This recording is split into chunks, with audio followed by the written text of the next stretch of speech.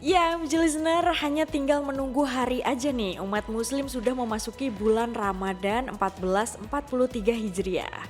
Nah, sudah mempersiapkan apa aja nih listener untuk Ramadan tahun ini? Pasti Anda excited sekali karena pemerintah melonggarkan sejumlah aturan soal ibadah Ramadan. Dan bisa kembali sholat tarawih di masjid. Buka bersama juga sudah diperbolehkan asal tetap jaga prokes. Kemudian masyarakat juga sudah boleh mudik nih listener. Wah, pasti rindu nih masa-masa berkumpul dengan teman-teman dan juga keluarga. Tapi tetap ingat prokes ya listener. Tapi nih ngomong-ngomong soal jelang Ramadan, apakah Anda sudah mempersiapkan kesehatan? Karena tidak dipungkiri ya jika kita masih dalam situasi pandemi COVID-19. Saya akan membahas nih listener dari segi kesehatan. Terlebih beberapa mitos bulan Ramadan yang biasa saya dengar nih listener. Apa aja sih gitu kalau misalnya memasuki bulan Ramadan itu ada mitos yang sering bilang tuh kayak gini, sebaiknya tuh nggak olahraga karena itu tuh bikin kita capek gitu. Kemudian buka puasa harus dengan makanan manis, itu kan juga tuh kalau buka puasa tuh banyak banget makanannya. Makan banyak saat sahur supaya tidak lapar, itu juga jadi hal yang sering kita dengar ya listener ya. Dan juga tidak masalah jika tidak sahur, itu juga sering ada beberapa orang yang melakukan atau menyarankan itu. Kemudian penderita MAH ini boleh berpuasa. Ini ada, saya sering dengar juga ucapan-ucapan tersebut. Tapi sebenarnya itu tuh mitos atau fakta gitu dari beberapa pendapat tadi ya. Nah, tenang listener, bukan morning traffic namanya jika kita tidak menghadirkan narasumber berkompeten untuk Anda mengenai mitos atau fakta kesehatan saat menjalankan ibadah puasa. Saya sudah terhubung dengan Dr. Cipuk Mohaswitri, dokter spesialis gizi klinik MMC Hospital. Selamat pagi Dr. Cipuk. Selamat pagi Mbak Sofi. Dokter Cipuk, ini tadi saya sudah ada beberapa hal gitu dok yang sering kita dengar. Apakah itu mitos atau fakta sih dok? Tadi yang seperti aku bilang kayak sebaiknya tuh nggak olahraga biar nggak lelah. Terus buka puasa harus yang manis. Kemudian makan banyak saat sahur supaya nggak lapar. Atau malah nggak masalah jika nggak sahur. Terus kemudian penderita MAH ini boleh berpuasa. Dari tadi beberapa hal tadi dok, mana yang fakta, mana yang mitos dok, dokter Cipuk? Satu-satu coba Mbak. Oke. Yang pertama dulu ya. Yang pertama tadi tentang tidak berolahraga ya. Iya betul. Puasa. Nah sebenarnya itu adalah mitos. Oke. Jadi walaupun kita dalam kondisi puasa di bulan Ramadan ya, itu tetap dianjurkan untuk beraktivitas fisik. Tetapi memang dianjurkan tidak meningkatkan dari yang biasa kita lakukan. Misalnya kita biasa jalan pagi 30 menit gitu ya. Oke. Atau 45 menit. Nah selama bulan puasa ini kita tidak dianjurkan untuk meningkatkan jangkanya gitu ya. Bisa jadi 60 menit atau tadinya kita jalannya santai, kemudian kita mau jalannya lebih cepat atau jadi runner gitu ya. Jadi memang lebih ke yang biasa kita lakukan sehari-hari. Kemudian yang kedua yang perlu diperhatikan juga adalah waktu untuk melakukan aktivitas fisik tersebut gitu ya, olahraga tersebut. Jadi kalau misalnya kita tadinya punya kebiasaan di waktu-waktu tertentu, tetapi memang selama bulan Ramadan ini dianjurkannya menjelang berbuka, mungkin sekitar 30-60 menit menjelang berbuka puasa gitu ya. Okay. Atau bisa juga sesudah berbuka 2-3 jam sesudah berbuka puasa. Misalnya yang suka olahraga di stadion ya malam-malam, nah itu bisa dilakukan 2-3 jam sesudah berbuka puasa. Karena kalau kita nggak olahraga nih selama 30 hari di bulan Ramadan tuh, nantinya malah kebugaran sama kekuatan kita itu jadi turun gitu. Itu sih Mbak. Apalagi kan kita lagi masih pandemi ya, jadi olahraga ini juga salah satu aspek untuk dapat meningkatkan daya tahan tubuh kita juga gitu Mbak Sofi. Baik, oke. Jadi sebelum buka puasa bisa 30 menit sebelum buka puasa atau setelah ya, 2-3 jam ya dok ya setelah buka puasa begitu ya? Iya betul Mbak. Oke, nah selanjutnya dok, buka puasa itu sebaiknya dengan makanan manis. Itu mitos atau fakta dok? Nah, bisa mitos atau fakta nih. Jadi gini, sebenarnya kan kita sudah kalau di Indonesia mungkin kita berpuasa tidak lama seperti di ada negara-negara tertentu yang berpuasanya sangat panjang gitu ya.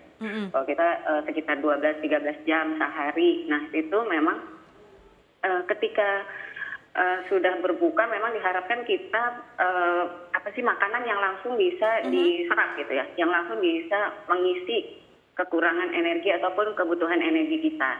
Makanya dianjurkan makanan yang dikonsumsi saat berbuka itu adalah makanan-makanan yang bukan manis dengan gula tambahan ya, tetapi memang lebih dianjurkan manis dari gula yang alami.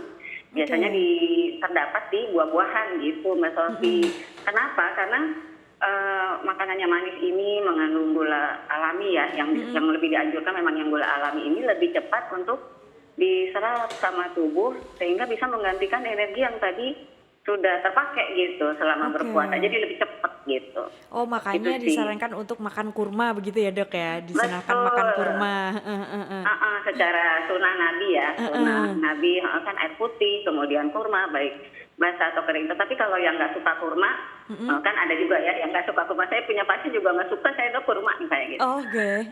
Bisa dengan buah-buahan, buah potong gitu ya, dan buah-buahan juga yang dianjurkan itu yang mengandung kadar air yang tinggi gitu ya. Jadi sekalian nge-replace kadar glukosa atau gula nanti di dalam darah juga cepat untuk memenuhi kebutuhan cairan, karena kan kita berpuasa juga tidak minum ya selama sekitar 12-13 jam tersebut. Jadi bisa dengan buah. Kalau yang suka dengan kurma dan ingin mengikuti sunnah Nabi boleh dengan kurma, tapi yang nggak suka bukan berarti kita nggak mau mengikuti sunnah ya, tetapi bisa dengan buah potong gitu ya. Jadi kita tetap bisa dapat makanan manisnya tadi dari gula yang alami, dan tentunya cairannya juga dapat, terus kesehatannya juga lebih terjaga gitu Mbak Sofi.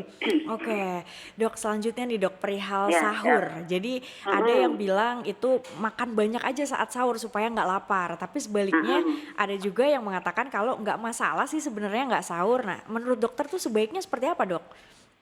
Jadi sebenarnya puasa ini kan banyak banget manfaat kesehatannya ya. Dan dianjurkan memang untuk mendapatkan health outcomes yang bagus tadi, kita tetap tidak skip sahur gitu.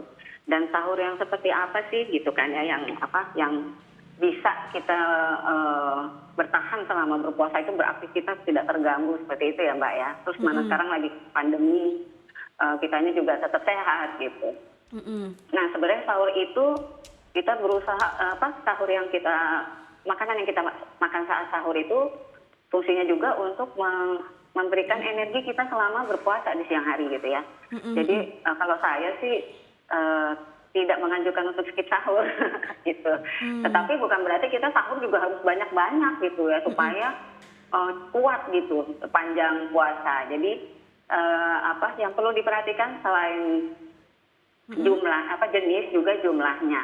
Jadi jenisnya itu memang dianjurkan saat sahur itu adalah mengkonsumsi makanan bergizi dengan nutrisinya itu yang seimbang gitu. Jadi tetap ada karbohidratnya, tetap ada proteinnya, tetap ada vitamin dan mineralnya gitu. Nah untuk karbohidratnya mungkin dianjurkan lebih ke yang karbohidrat kompleks gitu. Kalau yang nggak biasa makan pagi-pagi, kan kita biasa sahur dini hari jam 4 gitu ya, nggak biasa nasi, mungkin bisa dengan yang lebih light, misal roti gandum seperti itu. Tapi harus tetap ada proteinnya ini, karena untuk menjaga kenyangnya itu jadi lebih lama gitu Mbak, nggak cepet lapar gitu. Di samping itu juga sayur dan buahnya tadi, seratnya itu sama serat di karbohidrat kompleks tadi seperti roti gandum atau beras yang berwarna tadi, itu juga seratnya bisa menahan rasa lapar itu jadi nggak cepat muncul gitu, karena dia dicernanya lebih lambat, kemudian juga kadar gula naiknya nggak cepat naik terus mendadak turun gitu. Jadi kita juga bisa untuk kenyangnya lebih lama, nggak cepat lapar. Sama nanti misalnya tetap air putih di saat sahur, karena kita juga harus memenuhi kebutuhan cairan nih selama berpuasa kan ya. Dan kita bisa mensiasati itu di saat sahur minum air putih misalnya 2 gelas. Nanti sisanya kita bagi lagi misalnya pas buka itu bisa 4, kemudian pas menjelang habis sholat itu kita bisa 2 gelas lagi. Nah, yang berikutnya yang perlu diperhatikan saat sahur juga, supaya nggak kekurangan cairan gitu ya. Kita sebisa mungkin tidak ataupun mengurangi konsumsi minuman yang tinggi kafein Oke. ataupun yang seperti kopi, teh ataupun bersoda itu sebaiknya tidak dikonsumsi saat sahur karena nantinya dia akan jadi kita jadi pengen ke kamar mandi terus gitu, Jadi Mbak Safi ya. dehidrasi gitu ya dok ya? Khawatir kekurangan cairan atau dehidrasi tadi, benar Mbak, seperti itu Mbak. Dokter Cipuk dan juga MD Listener, ini kami membuka segmen interaktif. Anda bisa menghubungi kami di 021 583 99123 dan sepertinya sudah ada penelpon nih dok. Mari kita sapa dulu ya Dokter Cipuk ya. Oke. Halo, dengan siapa? Halo, selamat pagi. Ya, halo, selamat pagi. Oh ya, dengan siapa? Di mana? Saya dengan Bobby di Jakarta. Oh, Pak Bobby di Jakarta. Silakan pertanyaannya Pak Bobby ke Dokter Cipuk. Silakan. Iya. Selamat pagi, Dok. Selamat pagi Pak Bobi. Iya. Dok, saya mau tanya, Dok. Jika istri saya kan sedang hamil kurang lebih belum sampai 3 bulan, Dok. Iya. Apakah bisa dianjurkan untuk berpuasa gitu, Dok? Karena khawatir kan misalnya ada apa-apa dengan janinnya di kandungan gitu, Dok. Lalu asupan nutrisinya apa saja gitu, Dok, untuk menunjang kehamilan selama di bulan puasa gitu, Dok? Ya. Oke. Baik, terima kasih Pak Bobi atas pertanyaannya. Silakan Dokter Iya, Cipuk. Ya, baik, langsung dijawab ya. Pak silakan, Bobi, Dok. sebelumnya selamat untuk kehamilan istrinya. Jadi untuk ibu hamil memang sebenarnya dari sisi agama juga kan tidak memberatkan ya untuk puasa ini ya. Baik orang sakit, ibu hamil dan menyusui, itu kan ada aturannya. Mungkin nanti ranahnya dari ranah yang lain gitu ya, dari sisi agama. Nah, saya mau bicara dari sisi gizi. Jadi memang untuk trimester pertama ya, jadi kan tadi belum 3 bulan ya, berarti masih trimester pertama itu masih dibutuhkan banyak nutrisi gitu ya, untuk menunjang sang janin di dalam perut bundanya gitu ya. Jadi masih butuh banyak sekali untuk pembentukan organ, untuk yang lain-lain gitu. Jadi memang yang pernah saya baca untuk di bawah 3 bulan memang tidak dianjurkan ya, tidak direkomendasikan untuk berpuasa. Nanti kalaupun masih mau bertekad ya, kita kan nggak bisa ngelarang ya, ada yang bertekad ingin tetap berpuasa sebaiknya konsultasi dahulu dengan dokter kandungannya seperti itu. Jadi apakah dengan kondisi seperti ini masih diperbolehkan untuk berpuasa. Tapi kalau yang saya pernah baca memang disarankannya itu sudah lebih dari 12 minggu. Jadi sudah trimester pertama sudah terlewati, itu lebih aman gitu ya untuk berpuasa. Dan harus dilihat juga kondisi yang lain, nanti misalnya sudah lebih dari 2 bulan, dia memang sudah kondisi kesehatannya baik gitu, kondisi janinnya baik, itu harus dikontrol dulu dan berkonsultasi lebih lanjut dengan dokter kandungannya. Nah, untuk makanan apa nih yang dikonsumsi ibu hamil selama bulan puasa ya, jadi bukan berpuasa, selama bulan puasa. Sebenarnya tidak ada perbedaan ya, tetapi mungkin ibu hamil ini kan misalnya dia bukan hamil anak yang pertama, ada anak yang kedua gitu ya, ini hamil yang kedua atau yang ketiga, jadi sudah ada anak yang mungkin belajar berpuasa. Nah itu lebih ke waktu-waktu yang mungkin tidak berbarengan atau tidak terlihat dengan anaknya gitu ya, misalnya sedang melatih anaknya berpuasa, tetapi ibu hamil tetap mengkonsumsi makanan dengan cakupan pola gizi yang seimbang tadi, dan jumlahnya memang disesuaikan dengan kondisi ibu hamil gitu ya. Jadi tetap makan besar 3 kali, kemudian misalnya ini tidak puasa ya, makan besar 3 kali, kemudian juga ada selingan di antara waktu makan, karena ibu hamil itu yang pernah saya baca juga dia tidak boleh terlalu lama jeda antar waktu makan gitu ya, khawatir nanti ada kondisi kekurangan gula atau hipoglikemi seperti itu.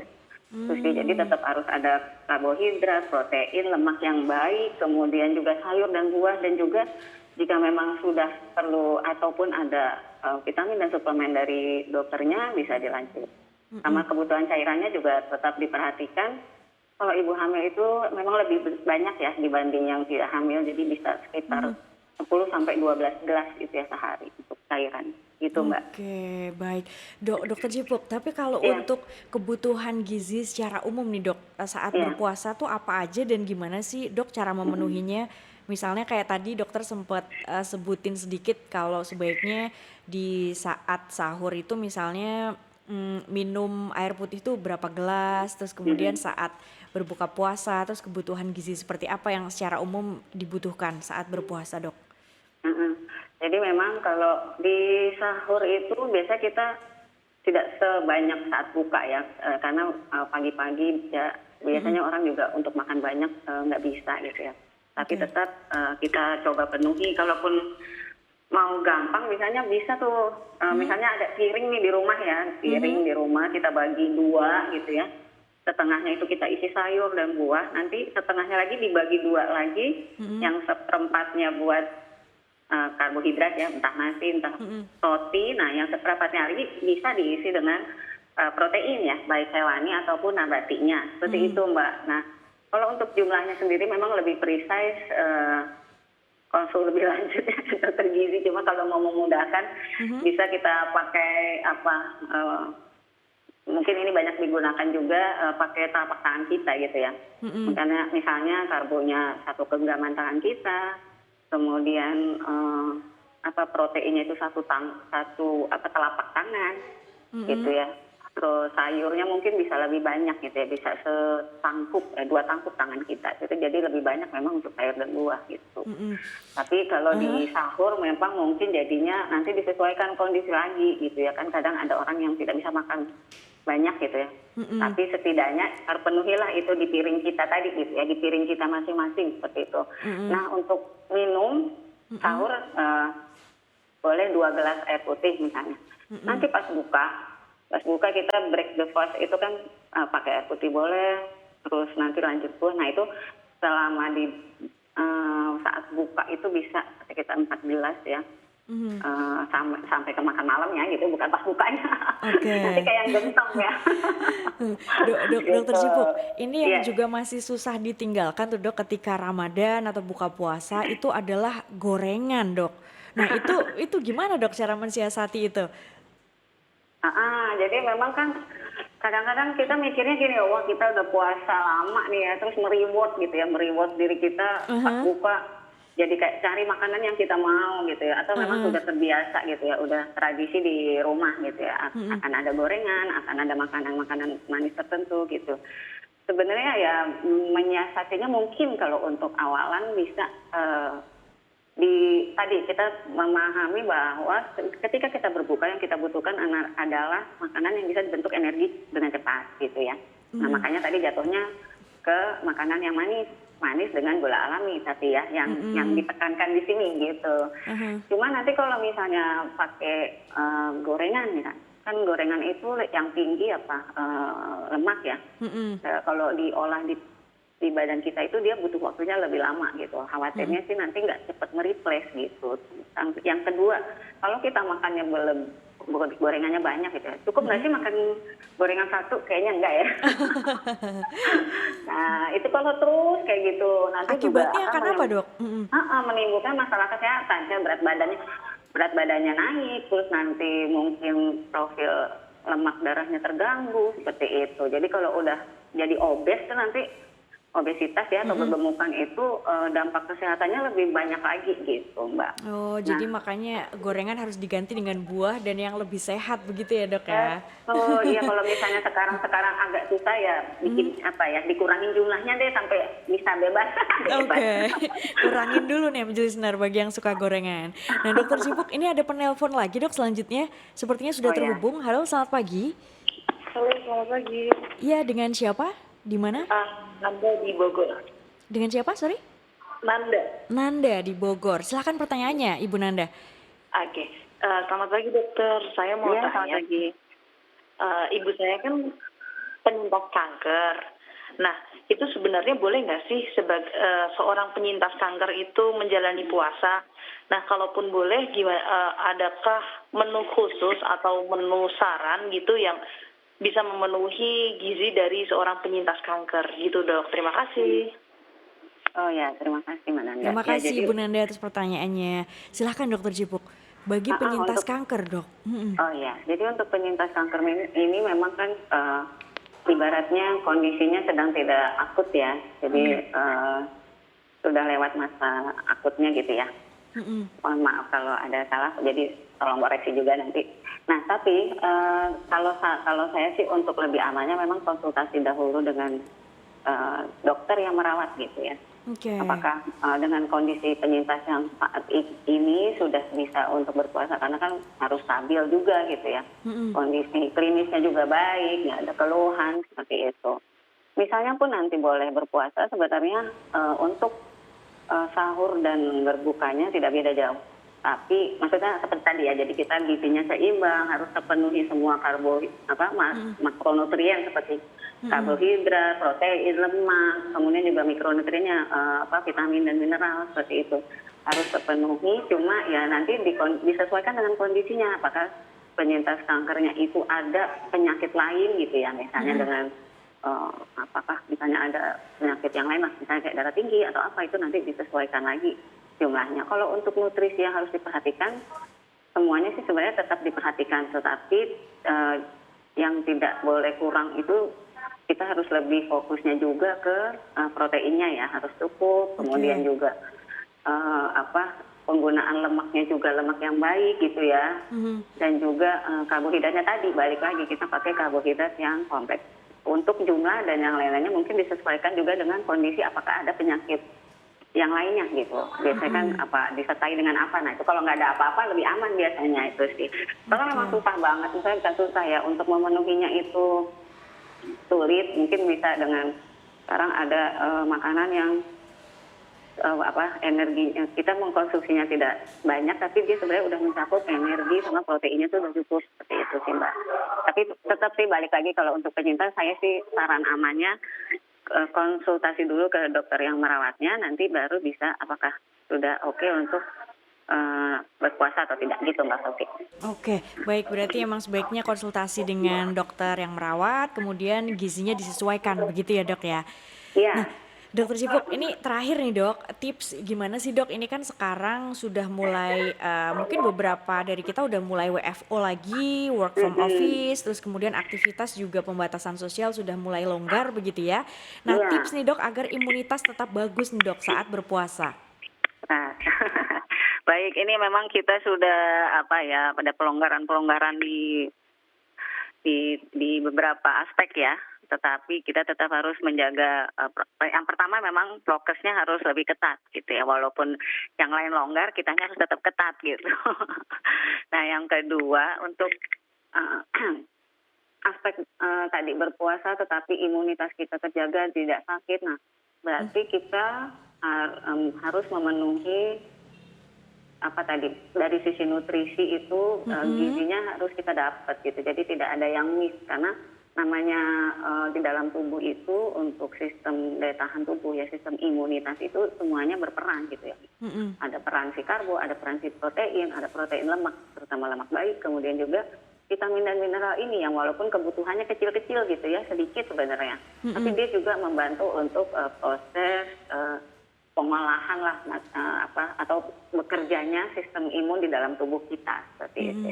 Kemudian dari makanan kita perhatikan, kemudian tadi selain jenis jumlahnya juga kalau kita kan biasanya buka itu salad gitu ya banyak, nah itu sebaiknya tidak kayak gitu, jadi kita makan bertahap, jadi pas buka break the fast-nya dulu dengan air, kemudian buah atau kurma atau buah potong. Pun kalaupun mau makanan yang manis, dianjurkannya memang tidak berlebihan gitu ya, untuk mereward kan tadi udah puasa lama nih, pingin sesuatu gitu, itu tidak boleh banyak gitu ya, karena tetap ada batasan gula yang boleh dikonsumsi untuk orang sehat. Kemudian juga habis sholat barulah makan besar gitu ya, makan besarnya pun bisa dengan komposisi gizi yang tercukupi tadi, ada karbo baiknya, ada lemaknya, ada proteinnya seperti itu. Kemudian pengolahannya tadi ya, pengolahan juga mempengaruhi ternyata. Misalnya kita udah makannya sehat gitu ya, ikan, udah makan sayur atau apa, tapi mungkin dari pengolahan kita banyakkan yang digoreng tadi ya Mbak Sofi ya, ternyata itu juga nggak bagus gitu ya, maksudnya untuk kesehatan jangka panjangnya juga ada efek tidak bagus. Terus itu dari sisi makanan. Nanti yang berikutnya yang tadi olahraga, jadi olahraga juga punya peran untuk perbaikan atau meningkatkan daya tahan tubuh, makanya tetap beraktivitas tadi minimal 30 sampai 60 menit sebelum buka atau 2 sampai 3 jam sesudah buka gitu. Terus yang terakhir tidur nih. Nah, selain pola makan nih yang berubah jadwalnya saat puasa adalah pola tidur ya. Pola tidur betul. Pola tidur. Jadi apalagi para moms ya, mami-mami ini kan harus mungkin bangun lebih pagi, nyiapin makan dulu seperti itu. Nah itu mensiasatinya mungkin kita bisa tidur lebih cepat gitu ya. Lebih pagi lah dibanding biasanya, karena kita mungkin keluarga suami dan anak-anak makan mulai sahur jam 4, kita bangun lebih pagi gitu ya. Nah itu jadinya kan berkurang gitu ya untuk tidurnya. Nah nanti boleh kok misalnya siang kita take nap sedikit, misalnya 30 menit atau saat istirahat atau jam istirahat di kantor misalnya, itu untuk mengembalikan kesegaran gitu ya. Apalagi yang kerjanya keluar lapangannya agak susah nih, jadi harus nyuri-nyuri waktu ya. Mungkin saat sholat zuhur gitu ya dipakai istirahat sebentar. Jadi waktu tidur juga harus cukup begitu dan berkualitas ya dok ya. Betul. Jadi kalau udah saatnya tidur udah tuh HP-nya mati apa semacam, jadi nggak keganggu gitu. Oke, Dokter Cipuk terima kasih banyak dok sudah sharing ini, membantu saya dan juga MJ listener semua untuk siap-siap nih menu apa yang akan dimakan nanti di hari pertama puasa Dokter Cipuk. Iya. Dokter terima kasih. Udah bikin list ya Mbak Sofi ya. Iya pasti, udah dicatat nanti dok. Salam sehat selalu Dokter Cipuk. Selamat pagi, sama-sama Mbak Sofi. terima Selamat kasih. pagi.